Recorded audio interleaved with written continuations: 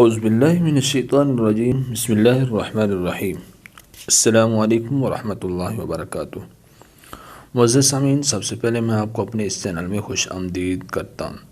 سامعین، آج کے اس ویڈیو میں ہم انشاءاللہ میم ساکن اور میم مشدد کے قواعد یعنی رولز پڑھیں گے۔ سامعین، اگر آپ میں سے کوئی بھی شخص ہم سے آن لائن قرآن مجید پڑھنا چاہے تو ہمارا نمبر اسکرین پر موجود ہے۔ ہمارے پاس الحمدللہ میل فیمیل سٹاف موجود ہے۔ سامعین، اس کے علاوہ خوابوں کی تعبیر اور روحانی وظائف کے لیے بھی رابطہ کر سکتے ہیں۔ آئیے سبق شروع کرتے ہیں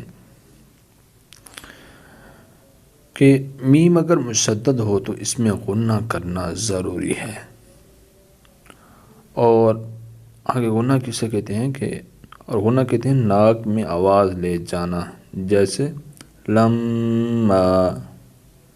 اب یہاں دیکھیں میم مشدد ہے تو اس میں غنہ کریں گے، لما، آواز کو اس کے اندر لے کے جائیں گے ناک کے اندر۔ سامعین، میم ساکن سے متعلق 3 قواعد ہیں: اخفاء، ادغام اور اظہار۔ تو آج ہم اخفاء کے بارے میں پڑھیں گے۔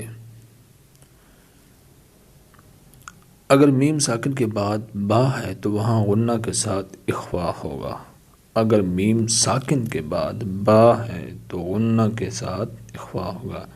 اس کو اخفاء شفوی کہتے ہیں، جیسے وما ہم بمؤمنین، ہم یہاں غنہ کریں گے، وما ہم بمؤمنین، یہاں دیکھیں میم ساکن ہے، اس کے بعد با ہے تو غنہ کریں گے۔ اسی طرح من یعتصم باللہ، یہاں میم ساکن ہے، اس کے آگے با ہے تو یہ غنہ کریں گے۔ سامعین، دوسری چیز جو ہے وہ ہے ادغام۔ ادغام کسے کہتے ہیں کہ اگر میم ساکن کے بعد میم ہو تو وہاں ادغام ہوگا۔